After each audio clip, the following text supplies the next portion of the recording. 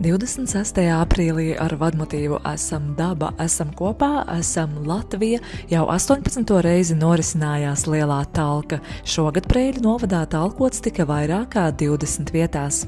Tā kā Arendoles draudze ir neliela draudze, tad mēs esam nolēmuši viņiem palīdzēt čakli talkot, lai varētu sakopt teritoriju pie draudzes mājas un arī gleznaino upes krastu. Šodien ir sapulcējušies aptuveni 30 talcinieki, kuri čakli ir gatavi strādāt un labi iekārtot arī mazliet šo Dubnas upes krastu, lai šeit varētu piestāt arī laivotāji. Un arī, protams, vasarā noteikti arī paši Roškalnu pagasta iedzīvotāji varēs droši braukt un izmantot iespēju atpūsties šeit pie draudzes mājas Dubnas upes krastā. Arī Aizkalnes pagastā tika sakopts upes krasts tieši aiz Brīvdabas estrādes. Šeit īpaši jūtama kopības sajūta, kā rezultātā aizkalnieši ir gatavi uzņemt viesus vasaras sezonas pasākumos. Bet kā veicies Aglonas pagasta iedzīvotājiem? Mēs šodien esam sapulcējušies, lai sakoptu vienu no skaistokajām Aglonas vītām. Tie ir mūsu pludmaļa Cīrišu ezera krastā. Mēs esam sanokuši, pieteikuši daudz, kaut kur 30 cilvēki.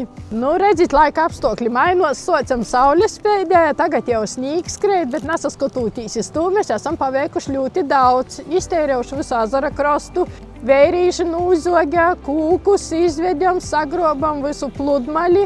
Uzlikam arī tūs tilteņus, jau gatavi vasaras sezonai. Mūsu pludmaļa ir sakūpta.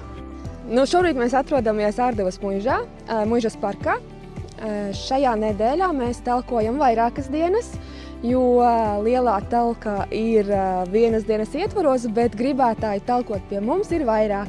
Un tādēļ mēs jau vakardien pie mums talkoja Pelēči, šodien talko Ārdava un vēl talkotāji no dažādām Latvijas vietām.